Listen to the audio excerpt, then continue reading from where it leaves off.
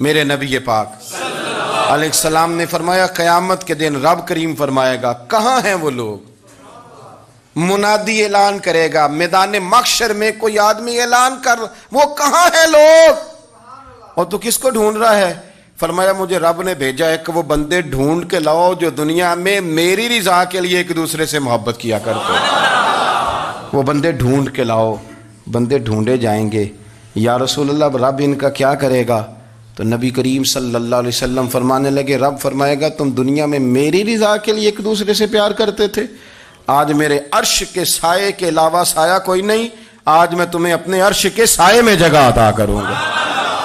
میری رضا کے لیے پیار کیا تم نے، میری رضا کے لیے محبت۔ خدا را تھوڑا تھوڑا لوگوں سے پیار شروع کریں۔ آپ یقین کریں وہ پولیس والے سے آپ کہیں نا کہ تو اپنا رویہ ٹھیک کر، تو کہتے تو انہوں پتہ نہیں بندے کس طرح دا ساڑھنا سلوک کرتے ہیں۔ وہ بھی مطمئن ہے، وہ کہتا ہے اگر میں گالی گلوچ کر رہا ہوں تو میں ٹھیک کر رہا ہوں۔ وہ کہتا ہے یہ لوگ لائے کیس ہیں۔ آپ دیکھ لیں، آپ سمجھ لیں چیزوں کو۔ میں نے ڈاکٹر صاحب سے کہا کہ تھوڑی سی آپ لوگوں سے شفقت کریں، غریب لوگ آتے ہیں تو کہتے ہیں مفت دوائی دیں تو یہ بیچ دیتے ہیں جا کے۔ ہر شخص نے ایک دوسرے کے خلاف کہانی بنا لی، نفرت کے لیے کوئی نہ کوئی پلان کر لیا، ہمیں باتیں مل گئیں، ہم نے داستان سرائی کر لی، ہم نے اپنے ذہن کو اکٹھا کر لیا۔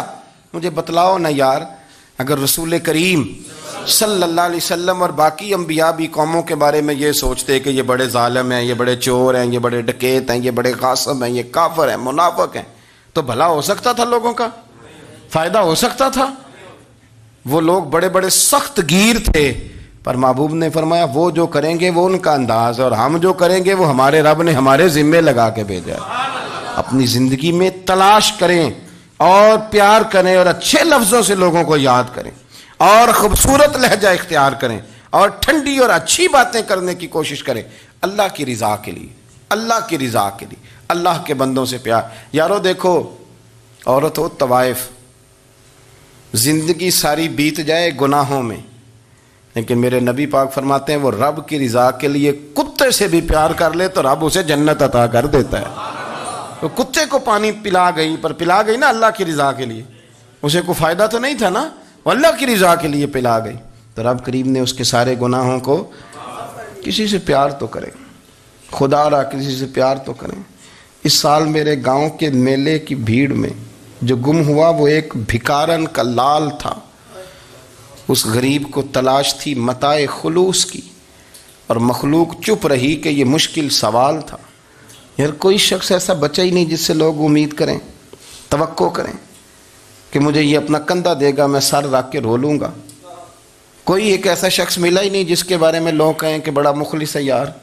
اتنی بڑی میرے محبوب کی امت، ہر حکومت غلط، ہر شخص غلط، ہر بندہ برا، ہر جماعت بری، اللہ کی رضا کے لیے کچھ لوگوں کے لیے فروغ محبت کا بھی فریضہ سر انجام دیں۔ کیسے لوگوں کو یہ بات سمجھائی جائے؟ حضرت ابو ادریس خولانی رضی اللہ تعالیٰ عنہ تابعی ہیں۔ حافظ منذری نے الترغیب و ترہیب میں لکھا ہے، فرماتے ہیں کہ حضرت ابو ادریس خولانی کہ میں دمشق کی جامع مسجد میں گیا تو میں نے ایک چمکدار چہرے والا، سیاہ داڑھی والا، چمکتے دانتوں والا خوبصورت نوجوان نبی پاک کی حدیثیں بیان کرتا دیکھا۔ اس کے چاروں جانب حضور کے غلام بیٹھے تھے۔ میں نے ایک شخص سے کہا یار بڑا حسین چہرہ ہے، بڑا ہی خوبصورت انداز ہے، کون ہے بندہ؟ انہوں نے کہا آپ نہیں جانتے، یہ صحابی رسول حضرت معاذ ابن جبل ہے رضی اللہ تعالی عنہ۔ حضرت معاذ ابن جبل کا انتقال بھی کوئی 40 سال کی عمر سے پہلے ہو گیا تھا، لیکن ان پر حضور کا اعتماد اتنا تھا کہ حضور نے اپنی حیات ظاہرہ میں گورنر بنایا انہیں صوبے۔ چمکدار دانت، حدیثیں بیان کر رہے ہیں۔ حضرت ابو ادریس خولانی رضی اللہ تعالیٰ عنہ کہتے ہیں رش بڑا تھا، میرے دل میں خواہش ہوئی کہ آج تو لوگ زیادہ ہیں، کل آؤں گا ملاقات کروں گا۔ کہتے ہیں اگلے دن میں اپنی طرف سے سب سے پہلے گیا، پر حضرت معاذ ابن جبل تو مجھ سے پہلے مسجد میں موجود تھے اور وہ نفل پڑھ رہے تھے، اللہ اللہ کر رہے تھے۔ تو میں نے ان کے ساتھ سلام لی، فرمانے لگے کیسے آئے ہو؟ تو میں نے کہا حضور کل آپ کو دیکھا ہے، آپ کی باتیں سنی ہیں، تو گویا آپ کا تو چہرہ ساری رات میری آنکھوں کے سامنے رہا، تو میں تو سویرے زیارت کی غرض سے حاضر ہوا ہوں، اللہ کی رضا کے لیے مجھے آپ اچھے لگیں۔ اللہ کی رضا کے لیے. کوئی بندہ ایسا بھی تو ہو نا, کوئی غریب, کوئی مسکین, کوئی عالم, کوئی صوفی, کوئی درویش, کوئی ذاتی تعلق نہ ہو, تعلق کیا ہو؟ اللہ کی رضا. آپ مجھے اچھے لگیں. حضرت سیدنا معاذ ابن جبل فرمانے لگے واقعی ایسا ہی ہے حضرت کی حضور, بالکل ایسا ہی ہے. تو فرماتے میں نے چادر لی ہوئی تھی, حضرت معاذ ابن جبل نے میری چادر کو پکڑ کے کھینچا, فرمایا پکی بات کر یار. میں نے کہا حضور پکی کر رہا ہوں. تو فرمانے لگے سن, پھر میں نے نبی کریم سے سنا ہے, رسول کریم علیہ السلام نے فرمایا جو دو بندے رب کی رضا کے لیے پیار کرتے آپس میں, اللہ ان دونوں سے محبت فرماتا ہے. سن پھر اس کو یاد رکھنا, اللہ ان دونوں سے محبت کرتا ہے. حضرت ابو ادریس خولانی سے کوئی پوچھتا تھا نا کہ دنیا میں جانا ہے تو سرمایہ کیا ہے, تو فرماتے تھے یہ جو میں نے چادر لی ہوئی ہے نا, اس چادر کے اندر میرا وجود ہے, اور وجود کے اندر میرا دل ہے, اور دل کے اندر میں نے حضرت معاذ ابن جبل کو رکھا ہوا ہے. میں نے وہاں ان کا ٹھکانہ بنایا ہوا ہے, وہاں ان کا ٹھکانہ ہے. یہ دور ہی نکتہ چی ہے, کہیں چھپ کے بیٹھ جا, اور جس دل میں تو مکی ہے وہیں چھپ کے بیٹھ جا. اقبال کہتے ہیں جس دل میں تو مکی ہے وہیں چھپ کے بیٹھ جا. دوستو, رسول اللہ صلی اللہ علیہ وسلم کے غلاموں نے مالک کی رضا کے لیے لوگوں سے پیار, فروغ محبت میں کردار ادا کیا, اور بہترین کردار. آپ اپنی زندگی میں کچھ چیزیں ایسی بنائیں جن میں فقط اللہ کی رضا کے لیے محبت, خالق کی رضا کے لیے پیار, خالق کی رضا. آپ یقین کریں اگر تھوڑا تھوڑا کر کے ہم اس محبت کو فروغ دیں نا اپنے دلوں میں, تو بہت سارے بادل چھٹیں گے. ہم نے نا وہ تیزی سے دولت کو, لالچ کو, میں اکثر کہتا ہوں کہ میاں بیوی کا جو رشتہ ہوتا ہے نا, اس کو اللہ پاک نے نا قرآن پاک میں اپنی نشانیوں میں سے ایک نشانی قرار دیا ہے. ان دونوں کی وجہ سے گھر چلنا ہے, بچوں کی پرورش ہونی ہے, نظام زندگی. آپ گھر سکون کے لیے جاتے ہیں, اطمینان کے لیے. آپ اپنے گھر کے اندر جیسے بھی ہوں, آپ کہتے ہیں یہاں مجھے کوئی پریشانی, یہ میرا اپنا بیڈ ہے, اپنا بستر ہے. لیکن اگر اسی رشتے میں جب آپ بیج بوئیں تو سب سے پہلے دولت کا بوئیں. اگر لڑکے والے یہ لالچ کرتے ہیں نا لڑکی کیا لے کے آئے گی, تو لڑکی والوں کا بھی لالچ ہوتا ہے کہ لڑکا کماتا کیا ہے. ان کو بھی پتا ہوتا ہے کہ کتنے پیسے لاتا ہے, کیا کمائی ہے, کتنا کچھ جھاڑو پھیر لیتا ہے. آپ نے جب بنیاد یہ رکھی, مجھے دیانتداری سے بتانا کہ پورا نیک ہو, پورا شریف ہو, پورا پرہیزگار ہو, لیکن دولت صحیح نہ کماتا ہو تو رشتہ آسانی سے ہو جاتا ہے. وہ بس سارا کچھ ٹھیک ہے, صرف کمائی تھوڑی سی کم ہے, وہ مشکل سے گزارا ہوگا. وہ کہتے ہیں نہیں جی نہیں, بھوکے تو نہیں نہ مرنا. کیوں؟ ہم نے اس کے اندر جب دولت کو شامل کر لیا, آ گئی دولت, تب جس رشتے کی بنیادی دولت پہ ہوگی وہاں آپ وفا تلاش کریں گے, وہاں آپ خلوص تلاش کریں گے, وہاں ہم للہیت تلاش کریں گے. اللہ کرے ہو جائے, لیکن وہ ہمارے مائنڈ سیٹ میں یہ بات ہوتی ہے کہ یہ جو معاملہ ہے یہ گڑبڑ ہے. اگر رضائے الہی مقصود ہو, اگر اللہ کی رضا مقصود ہو. حضرت فاطمہ بنت قیس ایک صحابیاں تھیں, انہیں طلاق ہو گئی. ان کے لیے دو رشتے آئے, ایک حضرت عبد الرحمن ابن عوف کا مالدار ترین آدمی تھے, اور ایک حضور کے غلام تھے, وہ بڑے غریب تھے, مسکین تھے. ان کے والدین کی خواہش تھی کہ عبد الرحمن ابن عوف سے شادی ہو جائے, وہ بھی تو بڑے نیک ہیں, پارسا ہیں, عشرہ مبشرہ ہیں. حضرت فاطمہ بنت قیس نے کسی بندے کی ڈیوٹی لگائی, کہنے لگی پتہ کرو نبی پاک کی رضا کیا ہے, حضور کی رضا کدھر ہے. تو پتہ چلا حضور کی خواہش غریب کی طرف ہے. تو وہ خاتون اپنے ماں باپ کو کہنے لگی میرا نا اس غریب سے رشتہ کرا دو.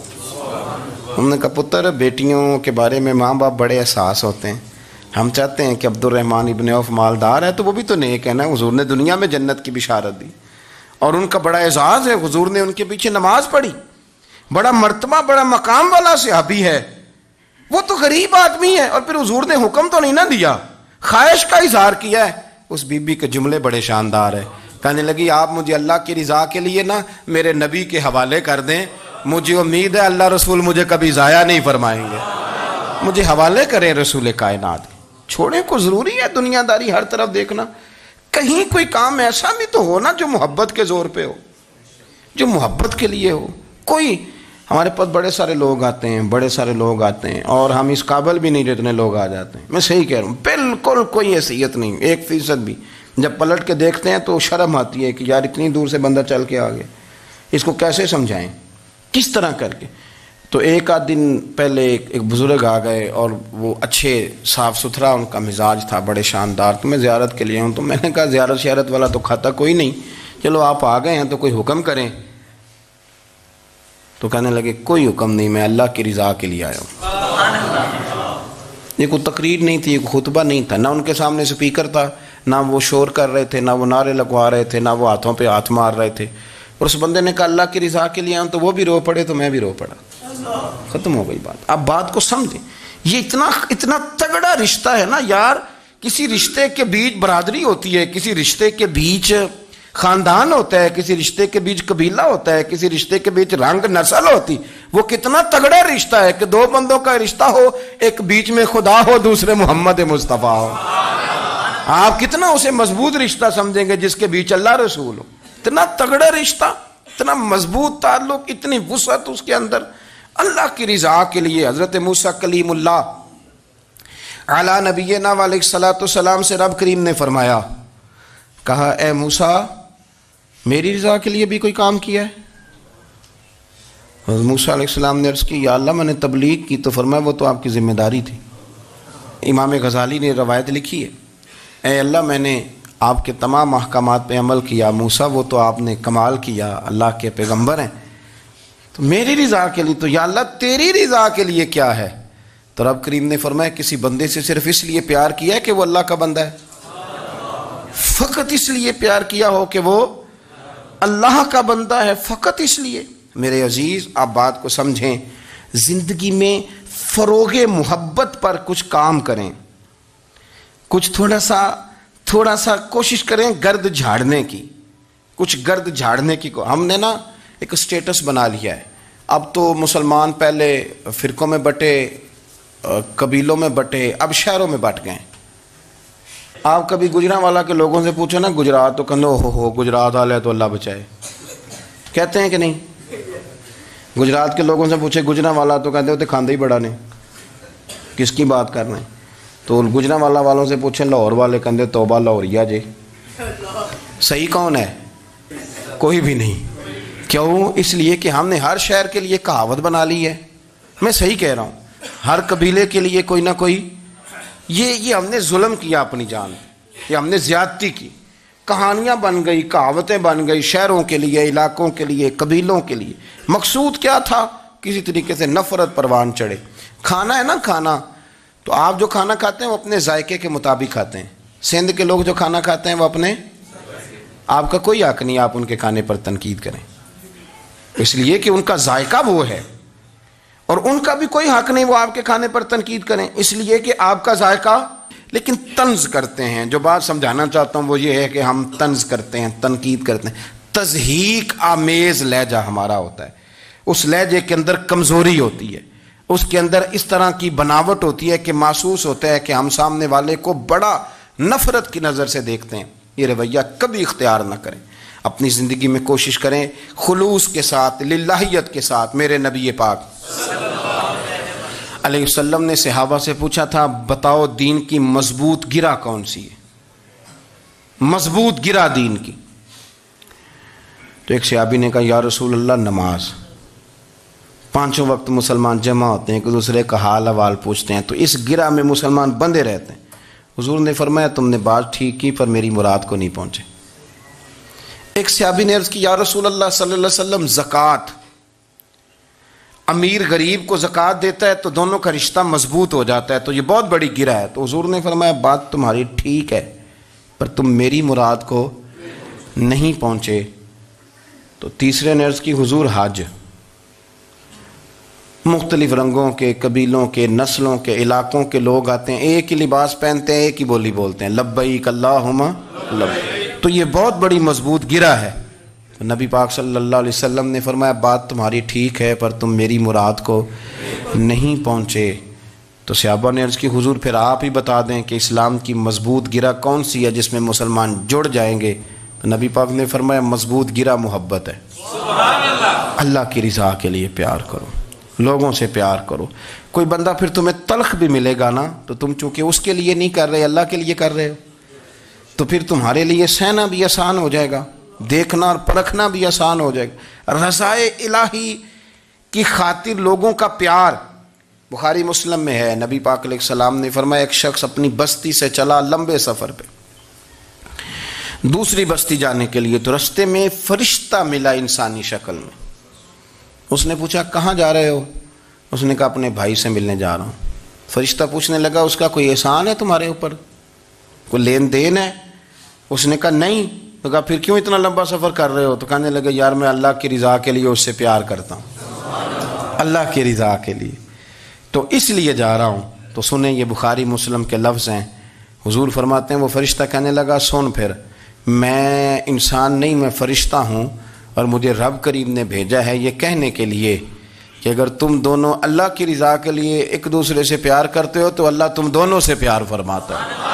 اب یہ محبت فروغ کیسے پائے گی؟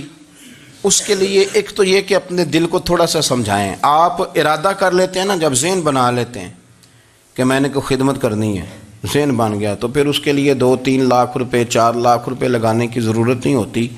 پھر بندہ سٹاپ پہ کھڑے ہوئے کسی بابا جی کو پوچھتا ہے کہاں جانا ہے، تو کہتے ہیں میں نے ذرا یہاں قریب ہی جانا ہے، رکشہ تلاش کر رہا ہوں۔ تو آپ کا ذہن بن گیا نا خدمت کرنے کا، تو موٹر سائیکل بھی بٹھایا تو گھر چھوڑا ہے، واپس آئے تو دل بڑا ٹھنڈا تھا۔ لیکن آپ یہ بھی کہہ سکتے تھے کہ بابا جی بچے کیا کرتے ہیں سعودی عرب میں، تو یہ 200 روپیہ رکشے کو دیں، گھر چھوڑ آتا ہے، بچے اتنا کماتے کس لیے؟ دونوں باتوں میں فرق ہے۔